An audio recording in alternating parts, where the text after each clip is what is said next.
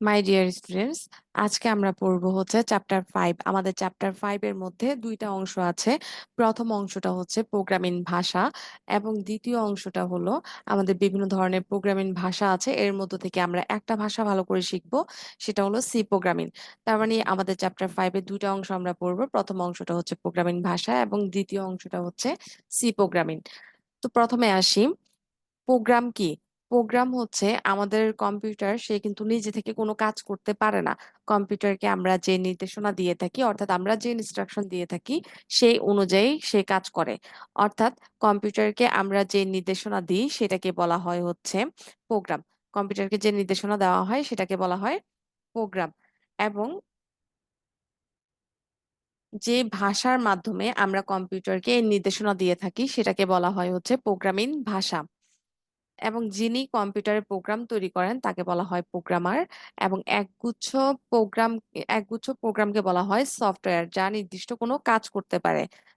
যে কোনো সফটওয়্যারই সে নির্দিষ্ট কাজ করতে পারে।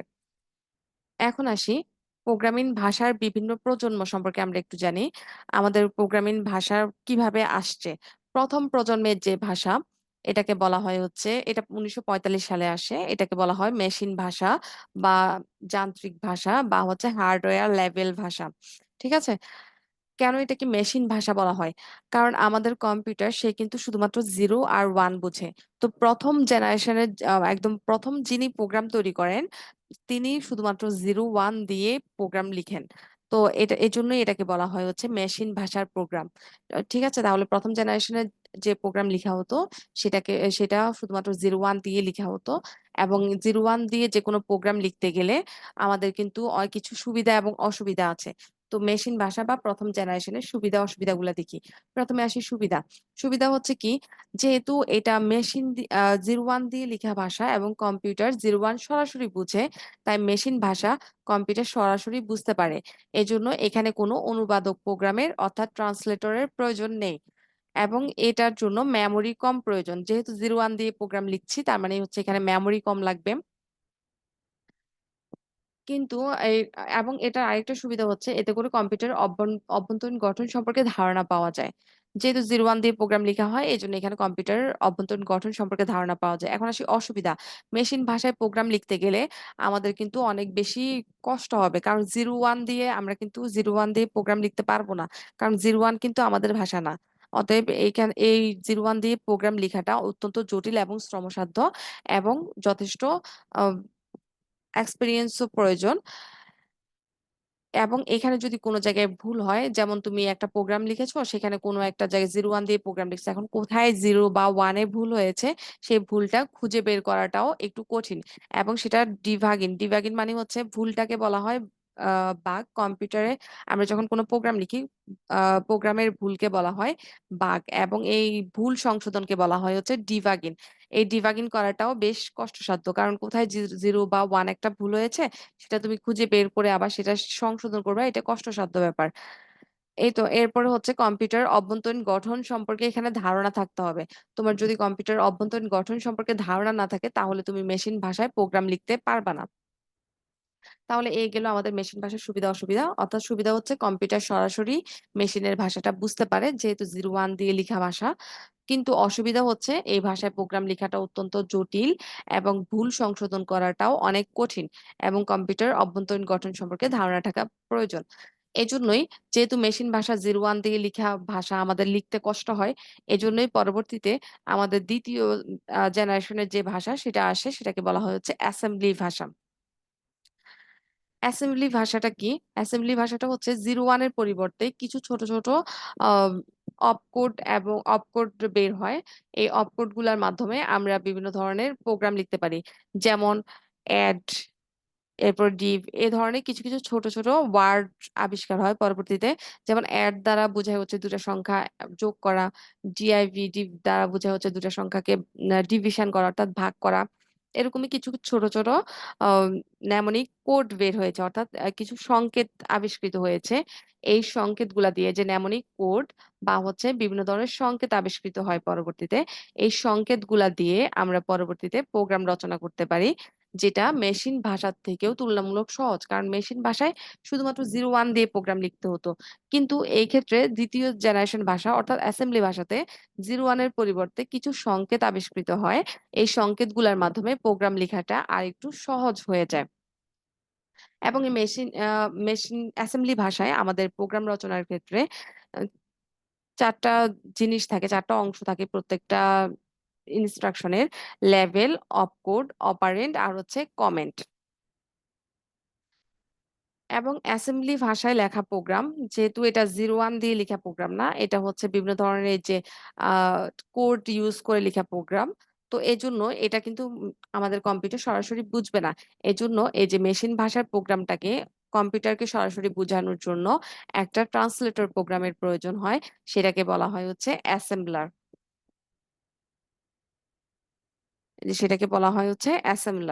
ঠিক আছে। এখন আসি অ্যাসেম্বলি ভাষার কিছু সুবিধা অসুবিধা। অ্যাসেম্বলি ভাষাটা মেশিনের ভাষা থেকেও তুলনামূলক সহজ, কিন্তু এখানে এবং মেশিন ভাষা থেকেও হচ্ছে এখানে ভুল সংশোধন করাও সহজ, প্রোগ্রাম লেখাটাও সহজ। কিন্তু অসুবিধা কি? অসুবিধা হচ্ছে এটাও কিন্তু মানে একদমই মানুষের ইউজ করার মতো ভাষা না, আমাদের মানুষের ভাষা থেকেও কিছুটা জটিল ভাষা। ঠিক আছে, মেশিন ভাষার কাছাকাছি ধরতে গেলে। তো এই জন্যই এই ভাষাটাও কিন্তু একটু কঠিন। তো এরপরে আমাদের আরেক দ্বিতীয় জেনারেশনের পরে পরবর্তী তৃতীয় জেনারেশনের ভাষা আসে, যেটাকে বলা হয় হচ্ছে উচ্চ স্তরের ভাষা।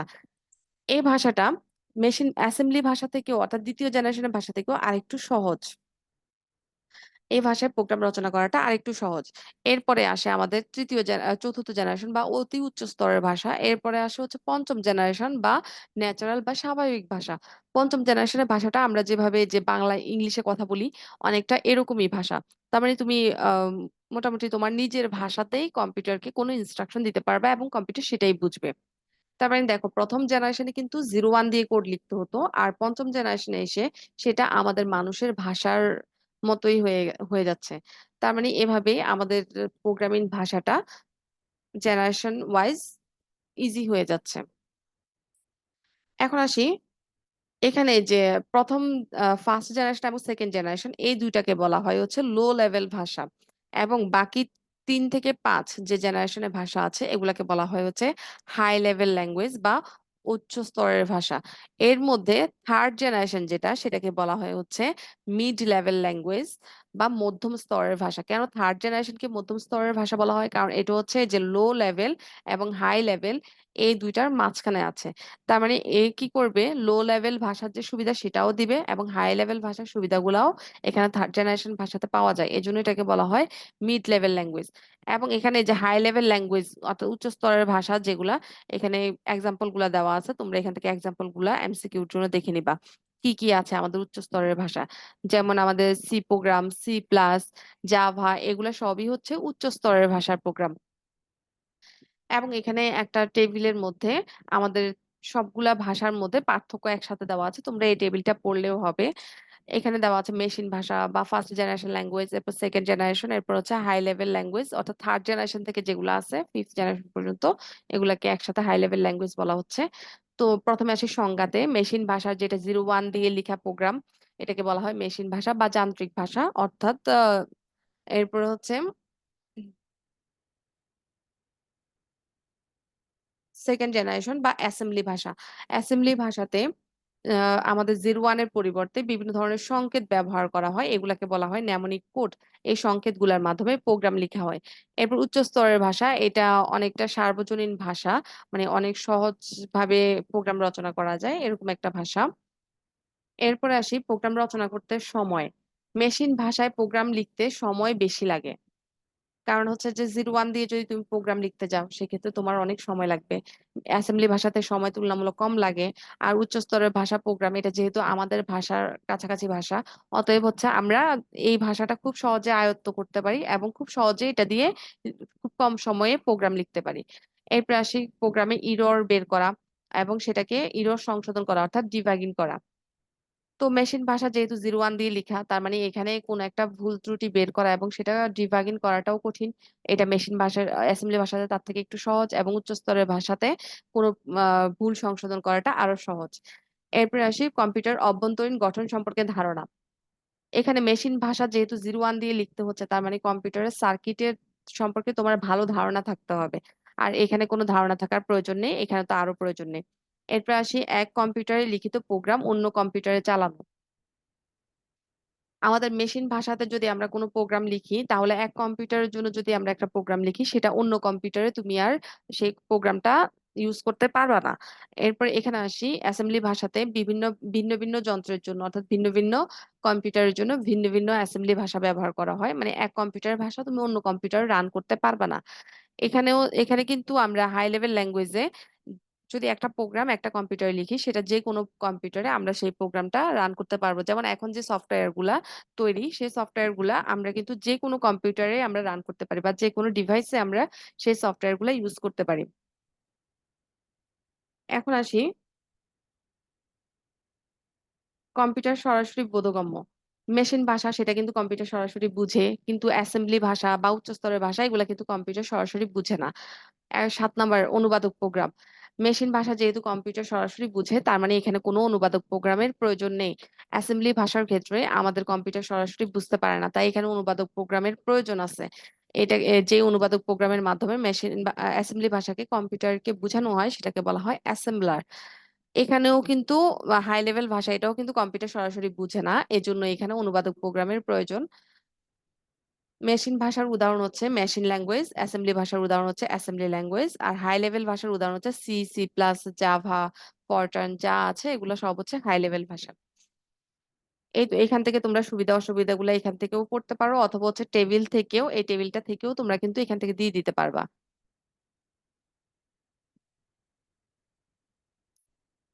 এবার আসি অনুবাদক প্রোগ্রাম কাকে বলে।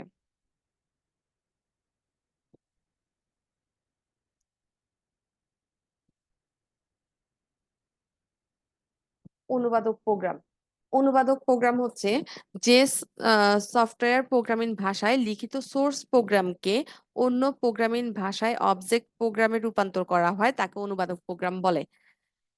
তো তোমরা এটা এভাবেও লিখতে পারো, অথবা সহজ ভাষায় বলতে পারো, অনুবাদক প্রোগ্রাম মানে হচ্ছে আমাদের কম্পিউটার সে বুঝতে পারে শুধুমাত্র 0 আর 1, অর্থাৎ 01 দিয়ে লিখা ভাষা সে বুঝতে পারে। আর এই ভাষাটাকে বলা হয় হচ্ছে অবজেক্ট প্রোগ্রাম। 01 দিয়ে লিখা ভাষাকে বলা হয় অবজেক্ট প্রোগ্রাম। এখন তুমি ধরো উচ্চ স্তরের ভাষায় একটা প্রোগ্রাম লিখেছো এইভাবে, এটাকে বলা হয় হচ্ছে সোর্স প্রোগ্রাম। এখন এই সোর্স প্রোগ্রামটা কম্পিউটারের ভাষায় রূপান্তর করতে হবে, অর্থাৎ অবজেক্ট প্রোগ্রামে রূপান্তর করতে হবে। এখন সোর্স প্রোগ্রামকে অবজেক্ট প্রোগ্রামে রূপান্তরের কাজ যে করে, তাকে বলা হয় হচ্ছে অনুবাদক প্রোগ্রাম, বা ইংলিশে ট্রান্সলেটর প্রোগ্রাম। তো তোমরা এভাবে চিত্র দিয়ে দিতে পারবা এখানে, যে সোর্স প্রোগ্রাম থেকে অবজেক্ট প্রোগ্রামের রূপান্তরের যে রূপান্তর করার যে প্রোগ্রাম, অর্থাৎ যে সফটওয়্যারের মাধ্যমে সোর্স প্রোগ্রাম থেকে অবজেক্ট প্রোগ্রামে আমরা রূপান্তর করে থাকি, সেটাকে বলা হয় হচ্ছে অনুবাদক প্রোগ্রাম। এখন এই অনুবাদক প্রোগ্রাম 3 প্রকারের আছে।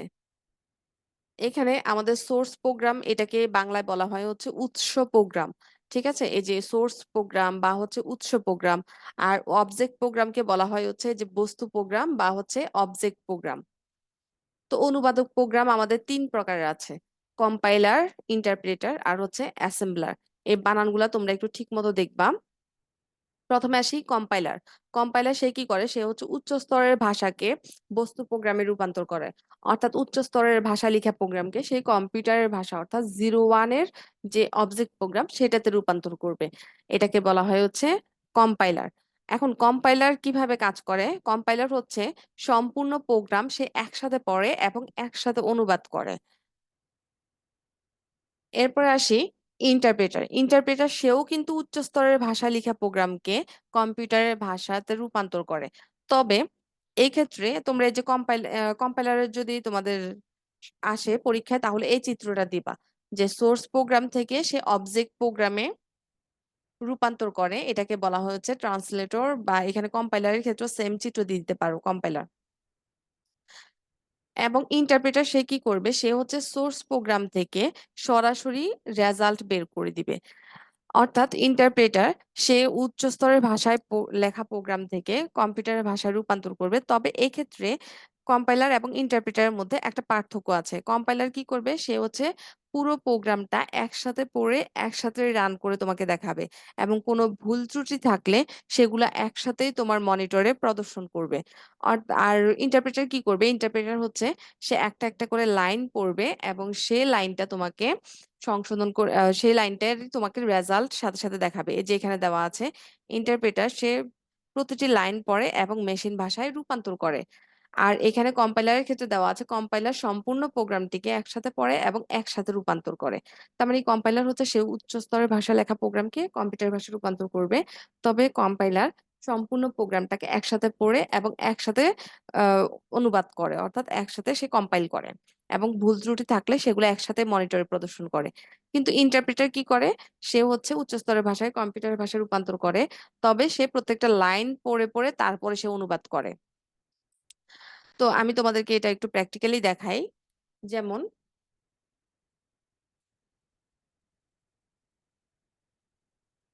ধরো আমি এখানে একটা প্রোগ্রাম লিখেছি, এখানে আমি একটা প্রোগ্রাম লিখেছি এবং এই প্রোগ্রামটা এখন যদি আমি রান করি, তাহলে এই যে দেখো একই সাথে কিন্তু মনিটরের মধ্যে যে আউটপুটে এখানে একসাথেই দেখাচ্ছে। এখন ধরো আমি আরেকটা লাইন এখানে লিখতেছি,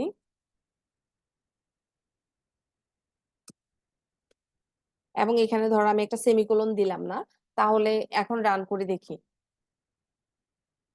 এখন কি করতেছে, যে রান করার পরে আমাদের কম্পিউটার মানে প্রোগ্রাম কিন্তু, আমাদের সি প্রোগ্রামের ক্ষেত্রে একটু ভুল হলেও সেটা কিন্তু আর রান করে না, মানে আউটপুটে যে ভুলগুলো আছে পুরো আউটপুটটাই ভুল দেখায়।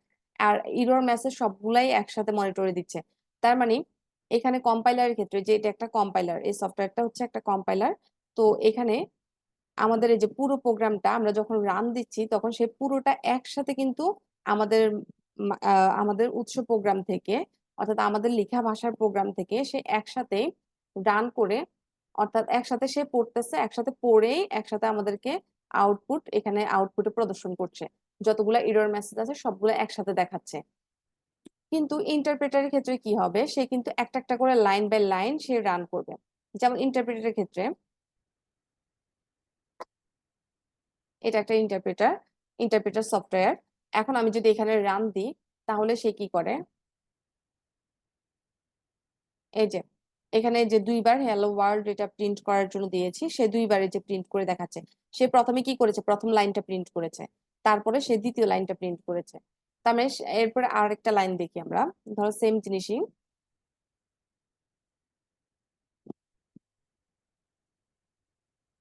এবং এখানে একটু ভুল করে দেখি, এবার রান করি।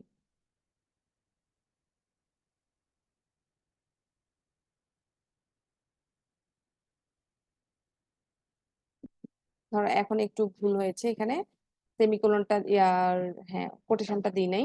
এখন রান করি। এখন রান করার পরে সে দেখো আউটপুটের মধ্যে যে প্রথম লাইনটা সে কিন্তু দেখাচ্ছে, মানে হচ্ছে প্রথম লাইন সে রান করেছে, প্রথম লাইন পড়ছে, পড়ার পরে সেটা রান করে দেখাচ্ছে। এরপরে দ্বিতীয় লাইন সে পড়ে দ্বিতীয় লাইনেরও এই যে আউটপুট দেখাচ্ছে, মানে হচ্ছে প্রত্যেকটা লাইন পড়ে সেটারই সাথে সাথে সে রেজাল্ট দিচ্ছে, দ্বিতীয় লাইনেরও রেজাল্ট দিল। 3 নাম্বার লাইনে এসে দেখলো যে এখানে ভুল আছে, তার মানে এই যে সে 3 নাম্বার লাইনে এসে 3 নাম্বার লাইনে ভুল আছে সেটা আমাদেরকে দেখাচ্ছে। তার মানে ইন্টারপ্রেটার কি করে, ইন্টারপ্রেটার হচ্ছে এই যে একটা লাইন পড়বে, সেই লাইনের রেজাল্ট দিবে, পরবর্তী লাইন পড়বে, তারপর সে দ্বিতীয় লাইনের রেজাল্ট দিবে, এরপর তৃতীয় লাইন পড়লো, এখানে এসে দেখলো যে ভুল আছে। তার মানে ইন্টারপ্রেটার সে এই সফটওয়্যারটা কি করে, একটা একটা লাইন বাই লাইন পড়ে এবং সেই লাইনের সাথে সাথে আমাদেরকে রেজাল্টটা শো করে। কিন্তু এই যে কম্পাইলার, সে কি করলো, সে হচ্ছে পুরো প্রোগ্রামটা সে একসাথে পড়লো এবং রান করার পরে আমরা দেখলাম যে এই যে একটা লাইনে কিন্তু শুধু এই লাইনের ভুল আছে, কিন্তু সে আমাদেরকে সবগুলা ভুল একই সাথে মনিটরে দেখাচ্ছে। তার মানে কম্পাইলার হচ্ছে পুরো প্রোগ্রাম সে একসাথে পড়ে এবং একসাথে সে আমাদেরকে কম্পাইল করে দেখায়। আর ইন্টারপ্রেটার কি করে, একটা একটা লাইন পড়ে এবং একটা একটা লাইন সে আমাদেরকে ভুল দেখায়, প্রত্যেকটা লাইনের সে আমাদেরকে রেজাল্টটা সাথে সাথে দিয়ে দেয়। এই তো। তার মানে এখন আসি অ্যাসেম্বলারের কাছে। অ্যাসেম্বলার হচ্ছে ওই যে সেকেন্ড জেনারেশনের যে আমরা ভাষা পড়েছিলাম, সেকেন্ড জেনারেশনের ভাষা অর্থাৎ অ্যাসেম্বলি ভাষার লেখা প্রোগ্রাম, সেটাকে এই যে অ্যাসেম্বলার মেশিনের ভাষা অর্থাৎ যান্ত্রিক ভাষা বা বস্তু ভাষাতে রূপান্তর করে দেখায়। এখানে তুমি এই যে 01 এগুলা যে লিখেছি, এগুলা কিন্তু আন্দাজে লিখেছি, তুমি এগুলো মুখস্থ করার দরকার নেই। এইগুলারও মুখস্থ করার কোনো দরকার নেই। তুমি এখানে লিখে দিবা যে উৎস বা অ্যাসেম্বলি ভাষা থেকে অ্যাসেম্বলার কি করে, বস্তু ভাষা বা হচ্ছে যান্ত্রিক ভাষাতে রূপান্তর করে। এই যে এখানে আসি, আমাদের কম্পাইলার, ইন্টারপ্রেটার এবং অ্যাসেম্বলারের মধ্যে পার্থক্য একসাথে দেওয়া আছে। কম্পাইলার কি করে, সে উৎস ভাষা অর্থাৎ উচ্চ স্তরের ভাষা থেকে সে হচ্ছে বস্তু ভাষাতে রূপান্তর করে। ইন্টারপ্রেটারও সেম, উচ্চ স্তরের ভাষাতে সে ভাষা থেকে সে মেশিনের ভাষাতে রূপান্তর করে। তবে এক্ষেত্রে কম্পাইলার কি করে, সব ভুল একসাথে মনিটরে প্রদর্শন করে, কিন্তু ইন্টারপ্রেটার সে প্রত্যেকটা লাইন বাই লাইন পড়ে এবং সেই লাইনেরই আমাদেরকে রেজাল্ট, আমাদের রেজাল্ট আউটপুটে দেখায়। আর অ্যাসেম্বলার কি করে, সে হচ্ছে অ্যাসেম্বলি ভাষায় লেখা প্রোগ্রামকে কম্পিউটার ভাষায় রূপান্তর করে এবং সেও একসাথে পুরো প্রোগ্রামটা পড়ে একসাথে সে ভুলগুলা আমাদেরকে মনিটরে দেখায়। কম্পাইলারের ক্ষেত্রে যেহেতু সে পুরো প্রোগ্রাম একসাথে পড়ে, তার মানে হচ্ছে যে একবার যদি আমরা প্রোগ্রামটা রান করি তারপরে পরবর্তীতে আর রান করার প্রয়োজন হয় না। কিন্তু ইন্টারপ্রেটারের ক্ষেত্রে সে একটা লাইন সে একবার রান করতেছে, এরপরে পরবর্তী লাইন সে আবার পড়ে, এভাবে প্রত্যেকটা লাইন একটা একটা করে করে তারপরে পড়ে। এরপরে আসি, বড় কম্পিউটারের ক্ষেত্রে আমাদের কম্পাইলার ব্যবহার করা হয়। কম্পাইলার সফটওয়্যারটা সেটা যেহেতু পুরো প্রোগ্রাম একসাথে পড়ে, তার মানে এই কম্পাইলার সফটওয়্যারটা আকারে একটু বড়, অর্থাৎ বেশি মেমোরি প্রয়োজন এখানে। আর ইন্টারপ্রেটারের ক্ষেত্রে মেমোরি কম প্রয়োজন। কম্পাইলারের আমাদেরকে কম্পাইলার সফটওয়্যারের মাধ্যমে কোনো প্রোগ্রাম রান করতে গেলে সময় কম লাগবে। যেহেতু সে পুরো প্রোগ্রামটা একসাথে পড়ছে, তার মানে এখানে সময় কম লাগবে, রান টাইম কম। কিন্তু এখানে আমাদের রান টাইম বেশি। এখানে আমাদের অনুবাদ করার পরে একটা ইন্টারমিডিয়েট কোড পাওয়া যায়, সেটাকে বলা হয় ইন্টারমিডিয়েট কোড, অবজেক্ট কোড পাওয়া যায়। এখানে অনুবাদ করার পরে সরাসরি অবজেক্ট কোড পাবো, আর এখানে হচ্ছে একটা ইন্টারমিডিয়েট কোড পাবো। ব্যাস। এই পার্থক্যগুলা কম্পাইলার, ইন্টারপ্রিটার, অ্যাসেম্বলারের মধ্যে পার্থক্য তোমরা টেবিল থেকেও পড়তে পারো, অথবা পরীক্ষায় আসলে তোমরা এই যে এভাবে সংজ্ঞাটা দিয়ে এরপরে এভাবে চিত্র দিয়ে দিবা, ব্যাস, তাহলেও হয়ে যাবে। আর তোমাদেরকে যদি বলা হয় যে কম্পাইলার এবং ইন্টারপ্রিটারের মধ্যে কোনটা ভালো, তাহলে তোমরা অবশ্যই বলবা যে কম্পাইলার ভালো, কারণ কম্পাইলার পুরো প্রোগ্রামটা সে একসাথে পড়ে একসাথে আমাদেরকে মনিটরে সব ভুল একসাথে প্রদর্শন করছে। আর ইন্টারপ্রিটার কি করছে, সে একটা একটা করে লাইন পড়ছে, এক্ষেত্রে আমাদের রান টাইম বেশি লাগে, মানে প্রোগ্রামটা রান করতে বেশি সময় লাগে। এভাবে তুমি বলে দিতে পারো। আর যদি পরীক্ষার সময় তোমাকে বলেই দেয় সরাসরি যে ইন্টারপ্রিটার ভালো, তাহলে তুমি সে সপক্ষে যুক্তি দিবা যে ইন্টারপ্রেটারের ক্ষেত্রে আমাদের, এই যে এখানে একটা পয়েন্ট তোমাদেরকে বলা হয়নি, কম্পাইলারের ক্ষেত্রে ডিবাগিং এবং টেস্টিং ধীর গতি সম্পন্ন। কম্পাইলারের ক্ষেত্রে তোমরা দেখেছো নিশ্চয়ই, একটু আগে রান করে দেখাইছিলাম যে যতগুলা, একটা লাইনে যদি ভুল হয়, সে কিন্তু পুরো প্রোগ্রামের মধ্যে সবগুলা ভুল একসাথে আমাদেরকে মনিটরে দেখাচ্ছে। আর ইন্টারপ্রেটারের ক্ষেত্রে এক্ষেত্রে কিন্তু আমাদের এই জন্য ভুল সংশোধন করাটা একটু ধীর গতি সম্পন্ন হয়ে যায়। কিন্তু ইন্টারপ্রেটারের ক্ষেত্রে দেখো, তুমি প্রথম লাইনে ধরো ভুল নেই, আমার প্রথম লাইনের আউটপুট দেখাচ্ছে, দ্বিতীয় লাইনেও ভুল নেই, আউটপুট দেখাচ্ছে, বাট যে লাইনে ভুল শুধুমাত্র ওই লাইনটাই আমাদেরকে ডিরেক্টলি দেখায় যে এই লাইনে ভুল। তো সেই ক্ষেত্রে আমরা যে লাইনে ভুল থাকে সেটা সাথে সাথে সংশোধন করে ফেলতে পারি। তো এই জন্যই আমাদের ডিবাগিং এবং টেস্টিং এক্ষেত্রে দ্রুত গতি সম্পন্ন। এই এই পয়েন্ট দিয়ে, এই যুক্তিটা দিয়েও তুমি কিন্তু বলতে পারো যে ইন্টারপ্রেটার ভালো, বাট অন্যান্য যুক্তি দিয়ে তুমি বলতে পারো যে কম্পাইলার ভালো। ঠিক আছে। এবার আসি প্রোগ্রামের সংগঠন বা প্রোগ্রাম তৈরির ধাপ। তুমি একটা প্রোগ্রাম তৈরি করতে চাও, তাহলে তোমার কিভাবে, মানে ধাপগুলো অনুসরণ করতে হবে। তো আমাদের একটা বেসিক প্রোগ্রাম তৈরি করার জন্য আমাদের তিনটা জিনিস প্রয়োজন। প্রথমে ইনপুট, প্রসেসিং আর হচ্ছে আউটপুট। একটা বেসিক প্রোগ্রামের এই তিনটা জিনিস, অর্থাৎ একটা আদর্শ প্রোগ্রামের এই তিনটা জিনিসই প্রয়োজন। এবার আসি প্রোগ্রাম তৈরি করার ধাপ। ধরো তুমি একটা সফটওয়্যার তৈরি করবা, তাহলে তুমি কি করতে হবে, প্রথমে তুমি সমস্যা শনাক্তকরণ করবা, অর্থাৎ তুমি কি কাজের জন্য সফটওয়্যারটা তৈরি করতে চাচ্ছ, এটা আগে তুমি সমস্যা শনাক্তকরণ করবা। এরপর তো সমস্যা বিশ্লেষণ, অর্থাৎ তোমার প্রোগ্রাম বা সফটওয়্যারটাতে তুমি কি কি ইনপুট নিবা, কি ইনপুট নিলে আউটপুট কেমন আসবে, এই ধরনের যে বিশ্লেষণ আছে এগুলা তুমি করবা, সমস্যা বিশ্লেষণ করবা। এবং কি, কোন কোন ওয়েতে এই সমস্যাটা সমাধান করা যায়। যেমন তোমরা একটা ম্যাথ করতে গেলেও তোমরা দেখো যে ম্যাথের ক্ষেত্রে আমাদের অনেকগুলা ওয়ে থাকে সমস্যা মানে ম্যাথটা সলভ করার। তো কোন ওয়েতে আমরা সলভ করব, এগুলা নিয়ে বিশ্লেষণ করবা। তাহলে বিশ্লেষণ করার পরে এবার হচ্ছে ডিজাইন। ডিজাইন মানে হচ্ছে তুমি এবার বিভিন্ন ধরনের ফ্লো চার্ট তৈরি করো, অ্যালগোরিদম তৈরি করো, অর্থাৎ ধাপে ধাপে লিখবা যে এ ধাপের পরে এ ধাপে, এভাবে আমরা প্রোগ্রামটা করতে পারি, প্রোগ্রামটা ডেভেলপ করতে পারি। এই ডিজাইন গুলা করবা। ডিজাইন গুলা করার পরে হচ্ছে এবার তুমি ডেভেলপমেন্ট করবা। ডেভেলপমেন্ট মানে হচ্ছে এবার তুমি প্রোগ্রামিং ভাষা ব্যবহার করে প্রোগ্রাম তৈরি করবা, অর্থাৎ কোডিং করবা। ঠিক আছে, কোডিং করবা। কোডিং করার পরে কি তোমার কাজ শেষ? না। কোডিং করার পরে এবার হচ্ছে তুমি দেখবা যে তোমার প্রোগ্রামের মধ্যে কোনো ধরনের ভুল ত্রুটি আছে কিনা। ঠিক আছে, পরীক্ষণ করবা। মানে কোন রকম তুমি কোডটা তৈরি করছো, প্রোগ্রামটা ডেভেলপ করেছো, এখন সেটাতে কোনো রকম ভুল ত্রুটি আছে কিনা। প্রোগ্রামে তিন ধরনের ভুল থাকতে পারে। এক হচ্ছে চিহ্নাদির ভুল। চিহ্নাদির ভুল মানে হচ্ছে, যেমন আমি তোমাদেরকে একটু আগে যখন প্রোগ্রাম রান করে দেখিয়েছিলাম, যেমন আমি যদি একটা কমা দিতে ভুল করি বা ব্র্যাকেট দিতে ভুল করি, এগুলাকে বলে চিহ্ন, মানে সিনটেক্স ইরর, অর্থাৎ চিহ্নের ভুল।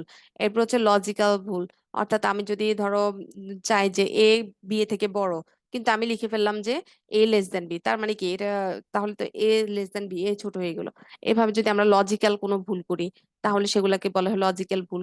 এরপর ডেটা বা তথ্যের ভুল, যেমন আমরা যদি ধরো কোনো ডেটা এন্ট্রি দিতে ভুল করি, যেমন আমি ধরো দুইটা সংখ্যার যোগ ভাগফল বের করতে চাই।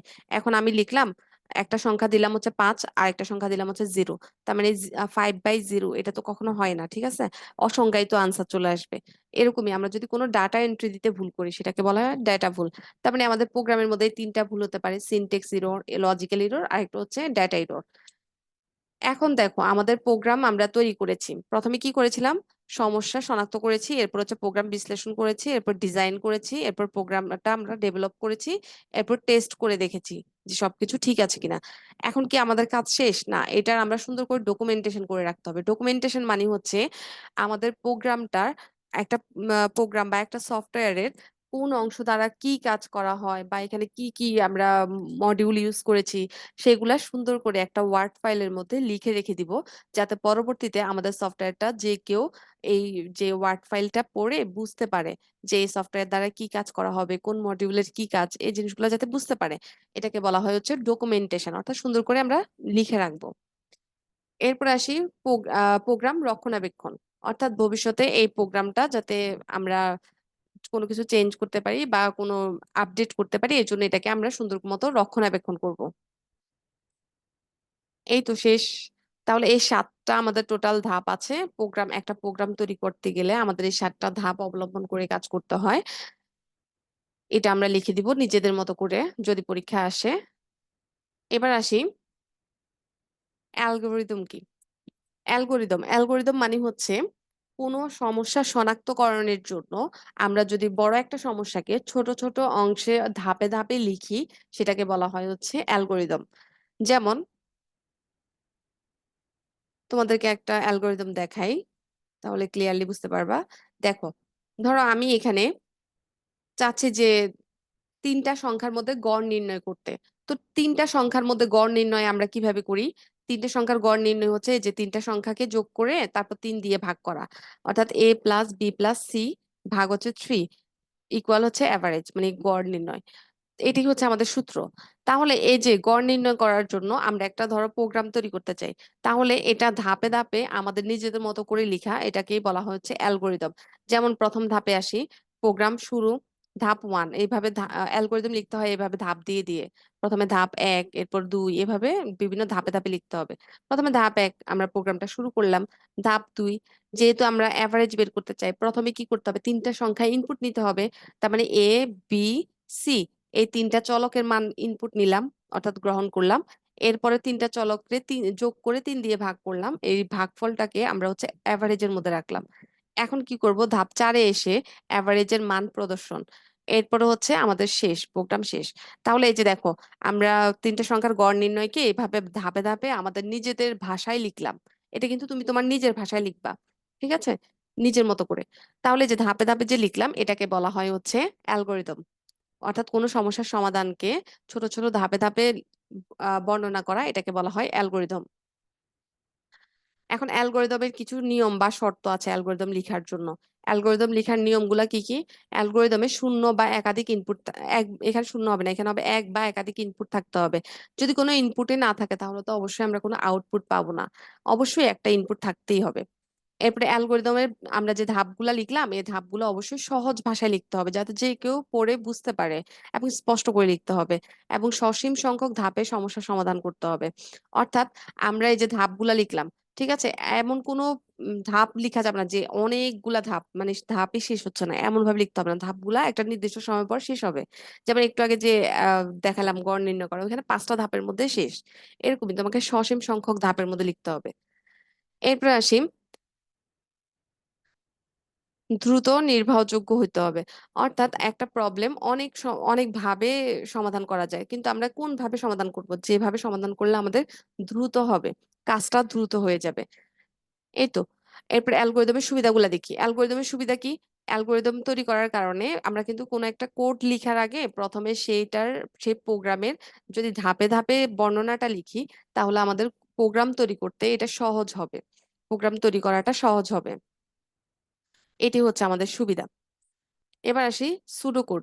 সুডোকোড মানে হচ্ছে আমরা যেরকম একটা ম্যাথ করার আগে রাফ করি, এরকমই আমাদের একটা প্রোগ্রাম লেখার আগে আমরা কোনো নিয়ম কানুন না ফলো করে আমাদের নিজেদের মতো করে যখন আমরা রাফ করি, সেটাকে বলা হয় হচ্ছে সুডোকোড। যেমন আমি 3টা সংখ্যার অ্যাভারেজ বের করতে চাই, এখন আমি লিখলাম যে ইনপুট সমান এবিসি, এভাবে নিজের মতো করে লিখলাম। এরপরে এইভাবে লিখলাম যে 3টা সংখ্যা যোগ করলাম, এরপরে হচ্ছে যে 3 দিয়ে ভাগ করলাম, এই অ্যাভারেজ, প্রিন্ট অ্যাভারেজ শেষ।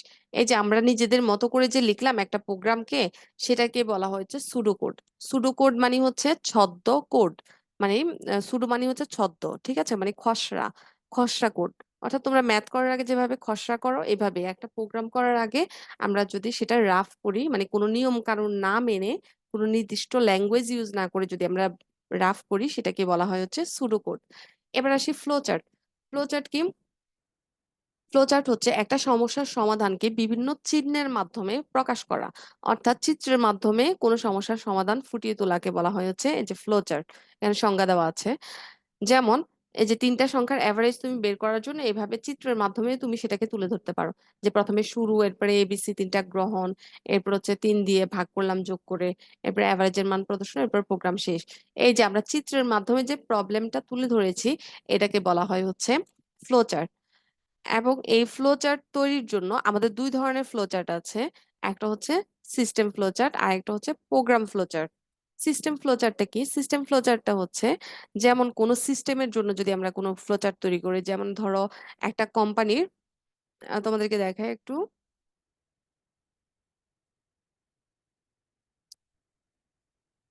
যেমন একটা কোম্পানির প্রফিট আর লস এটা দেখানোর জন্য আমরা একটা ফ্লো চার্ট তৈরি করলাম। তো এখানে আমরা এই যে ধাপে ধাপে চিত্রের মাধ্যমে দেখাচ্ছি যে যদি এরকম হয় তাহলে হচ্ছে প্রফিট হবে, আর যদি এটা না হয় তাহলে হচ্ছে লস হবে। এখানে আমরা চিত্রের মাধ্যমে একটা সিস্টেমের, অর্থাৎ একটা কোম্পানির সিস্টেমের প্রফিট এবং লসের সিস্টেমটাকে তুলে ধরছি। এটাকে বলা হয় হচ্ছে সিস্টেম ফ্লোচার্ট। আর প্রোগ্রাম ফ্লোচার্টটা হচ্ছে এই যে কোন একটা প্রোগ্রামের জন্য যদি আমি ফ্লোচার্ট তৈরি করি, যেমন এখানে দুইটা জোড় বেজোড় সংখ্যা বের করার জন্য আমি একটা ফ্লোচার্ট তৈরি করলাম, ধাপে ধাপে চিত্রের মাধ্যমে তুলে ধরলাম, এটাকে বলা হয় হচ্ছে প্রোগ্রাম ফ্লোচার্ট। অর্থাৎ কোনো সিস্টেমের জন্য, অর্থাৎ কোনো অর্গানাইজেশনের জন্য বা প্রতিষ্ঠানের জন্য যদি আমরা কোনো ফ্লোচার্ট তৈরি করি, সেটাকে বলবো হচ্ছে সিস্টেম ফ্লোচার্ট। আর যদি কোনো প্রোগ্রামের জন্য আমরা ফ্লোচার্ট তৈরি করে থাকি, তাহলে সেটাকে বলবো প্রোগ্রাম ফ্লোচার্ট। এখান থেকে তোমরা এই চিত্রগুলা, চিহ্নগুলা দেখবা, সিস্টেম ফ্লোচার্টের এই চিহ্নগুলো আছে, অর্থাৎ কোন চিহ্ন দ্বারা কি বোঝায় এগুলো একটু দেখবা। সবগুলা মুখস্থ করার দরকার নেই, যে কয়টা পারবা ওইগুলাই মুখস্থ করবা। এবার আসি প্রোগ্রাম ফ্লোচার্ট। প্রোগ্রাম ফ্লোচার্টের চিহ্নগুলা তোমরা অবশ্যই এখানে মুখস্থ করবা। যেমন প্রোগ্রাম ফ্লোচার্টের মধ্যে এরকম ডিম্বাকৃতির চিহ্ন দ্বারা বোঝায় হচ্ছে শুরু শেষ। এরপরে আমাদের এই ডায়মন্ড শেপ দ্বারা বোঝায় হচ্ছে ডিসিশন বা সিদ্ধান্ত, অর্থাৎ কোনো শর্ত যদি থাকে সেটাই ডায়মন্ড শেপের মাধ্যমে বুঝাবো। এরপরে এভাবে সামান্তরিক চিহ্ন দ্বারা বোঝাবো হচ্ছে ইনপুট আউটপুট। এরপরে হচ্ছে তীর চিহ্ন দ্বারা বোঝাবো হচ্ছে ডিরেকশন বা ফ্লো, হ্যাঁ। এরপর হচ্ছে প্রসেসের জন্য এরকম আয়তক্ষেত্রের মতো চিহ্ন থাকবে। এরপরে এই চিহ্নটা দ্বারা বোঝায় হচ্ছে প্রিডিফাইন্ড প্রসেস, অর্থাৎ পূর্বে যদি কোনো প্রসেস নিয়ে আমরা কাজ করি, অর্থাৎ একটা প্রসেস পূর্বে ব্যাখ্যা করা আছে, সেই প্রসেসটা নিয়ে যদি কাজ করি তাহলে এটা হচ্ছে প্রিডিফাইন্ড প্রসেস। এরপরে কানেক্টর, 2-3টা প্রসেসকে একসাথে কানেক্ট করার জন্য অর্থাৎ 2-3টা যে চিহ্নকে একসাথে কানেক্ট করার জন্য আমরা এই কানেক্টরটা ব্যবহার করতে পারি, এরকম গোল চিহ্ন ব্যবহার করতে পারি। আর এটা দ্বারা হচ্ছে শর্ট নোট। এই তো। এখন আসি, এই চিহ্নগুলা তোমরা অবশ্যই মনে রাখবা, এগুলা মুখস্থ করবা যে কোন চিহ্ন দ্বারা কি বোঝায়। তখন আমরা ফ্লোচার্ট, এই চিহ্নগুলা দিয়ে বিভিন্ন ফ্লোচার্ট তৈরি করতে পারবো, প্রোগ্রাম ফ্লোচার্ট গুলো। এবার আসি, একটা আদর্শ প্রোগ্রামে কিভাবে কি কি জিনিস থাকে, কি গুণাবলী থাকবে, যে এর আগেই বলেছিলাম যে ইনপুট থাকবে, আউটপুট থাকবে, প্রসেসিং থাকবে। ব্যাস, আমাদের তাহলে প্রথম অংশটা এখন শেষ। এবার আসি আমাদের দ্বিতীয় অংশ।